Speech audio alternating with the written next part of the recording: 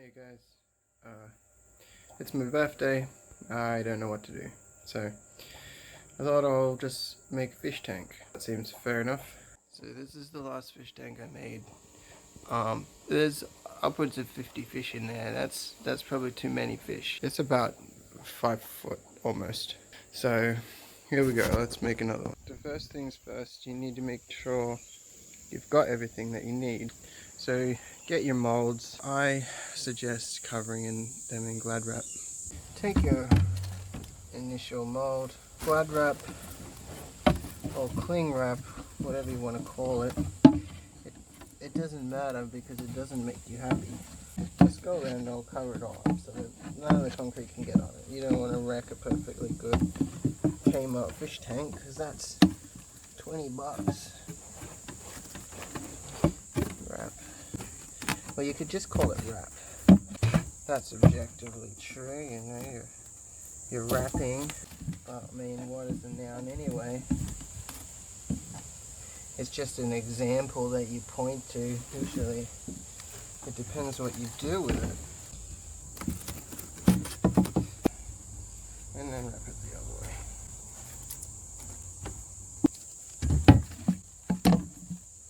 Helps to have new Glad wrap because it seems to unroll a lot easier than old Glad wrap. And then tear it. So then you place it upside down. And look at this. It's actually going to be a bigger fish tank than you thought. You say go big or go home. I'm already at home, so I'll, I'll just do whatever I want. You know, whatever you do, if you do it like this, you just have to be happy with the risk that you take. If you can't be bothered, you know, it's pretty risky. You know, if you're happy with it, then it doesn't really matter if it doesn't turn out. I will suggest that you minimize risk. Don't do it how I'm doing it. This is terrible. This is a terrible way of doing it. But I'm going to do it anyway, because it's my birthday. It's important it's going to be reasonably square on top. This will be the base, and if it's uneven, the water pressure is just going to destroy your fish tank. So I'm just like super gluing some little glass jars to bring it up to this height. Now this side I use a roll from the cling wrap. I don't care. So I mean, today's my birthday, so come down here. This is what it looks like on this side. Technically I should have some sort of barrier up on this side, so that when we get to putting the concrete on, it will fall flat, but we'll see what we can do about that later. Now just checking the size of these sheets. So while they're dry, I just chucked one over, and it's not long enough. Now I'll put windows in where the gaps are, so I'll sort that out later. Now we're up to the next part where we dress up as some sort of psychopathic surgeon. Do this, it's always fun. Alright, let's get to it. We're going to mix up some concrete. Okay, so normally I put the concrete in the bucket first, but it sticks to the side. Okay, the concrete. That's too much. There's like half of a packet of concrete in there. And just mix it up. What you want is like a watery paste. Not really a paste at all, just watery. We're gonna soak some sheets in there. You want to take off any jewelry, watches, necklaces, anything like that, because it's hard to get concrete off stuff. I think this is pretty good. That was a perfect tip. You know, it's thicker than water, but it's not paste. Try not to get concrete on the ladybugs, on your phone, or anything that matters. You might have to take off your shirt. Okay, so now you want to do this next part pretty quickly, because this is going to be at least 3 layers, maybe 4 layer fish tank. So and dip your sheet and get it all soaking wet, and then put it on and then get another sheet and dip it and put it on as well. If you wait, it's problematic. Looks like you'll use 1 bucket per sheet. That's how it's gonna be. And they're gonna be heavy. Oh,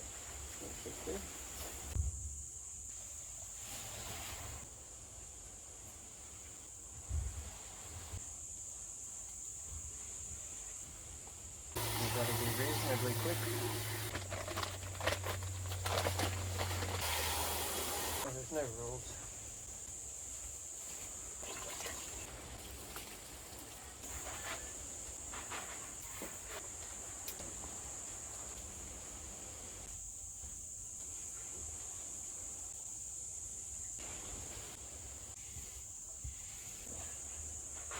Okay, so now we've got 2 layers, and it's starting to look a bit more fish tanky. I can't believe it's actually working.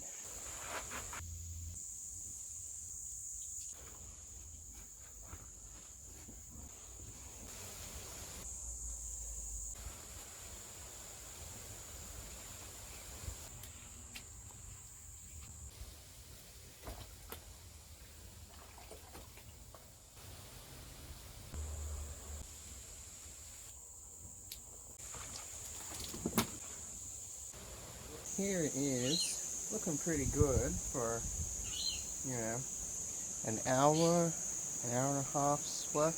So now, best thing, just let it sort of dry. Every about half an hour, I don't know. Just take a spray bottle and you just want to wet it a little bit all over. I don't have to do too much. Just keep it damp so it dries slowly. The slower it dries, the better, because you don't want any like cracks or even hairline cracks, because concrete's absorbent and the water will find a way through that. Something that you missed me doing was I took the leftover in my cement bucket. It's cement, it's not concrete. And, I just took what was left in there and just smeared it over the outside. I'm not going to do any more layers, so just did a little bit of a layer over the top of the last one so it doesn't look like a sheet. See, still looks like a sheet. We are getting there. Look at the size of this thing. Imagine that. You'd have to pay like $1,000 for something that size. It's going to get a little bit smaller by the time we're finished. Didn't cost much. That's $12 for the concrete and for the cement, and 3, 6, 9. Let's say $12 for the sheets. I picked up a shower screen. I'm going to stick a shower screen in it because I don't want to cut it in glass. So I made this to the size of my shower screen. So that's a smart thing to do. Take your glass, measure it, and make your box to that size. There will be a little bit more cost. You need some silicone, and that can be about $14 a tube. You probably need 2 tubes. So we're getting up there, but for the size of this tank, you know, I think it's worth it. We're just going out to do some smoothing, but see this suit of armor? It's the same stuff. It's just bed sheets. Put a shirt over a chair, filled it with, I don't know, like fluffy batten stuff that quilters use, and threw the sheets on top.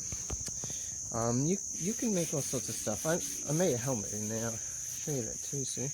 But this is how you smooth. You just like look at all these like swells and stuff, and it will just take them all out. So you have a nice smooth surface. Any little rocks and stuff, just flick them off. Hard bits of concrete. I think it's a good step to do, even though you might not want to. It just gets you to see any little imperfections and things. You don't realize how many there are until you come and do this. And anything that you have to fix up, you can. So that's done. Finished. I already did the sides, so I'll just leave this overnight. We will check it in the morning and finish this video. Yummy.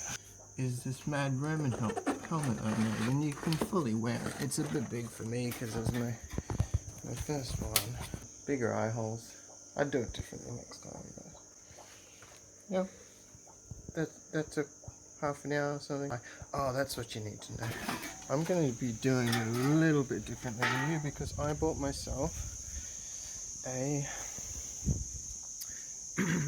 cordless grinder. Normally at this stage that we're at now, where it's still wet, it's not completely dry, you would take, if this is the only method that you have, you take your scissors, heavy duty kitchen scissors, and you go around and you chop it all to size. So you'd chop off these excess bits. If you were going to put a window in it, you'd probably, chop out your window shape while it's wet, and then it'll dry with the window, the hole there, ready for the window to go in. I'm not going to do that because I got myself a grinder, and I'll just wait for it to dry. Saves me messing around. I'll just cut out the shape that I want and stick the window in tomorrow. I'll see you then.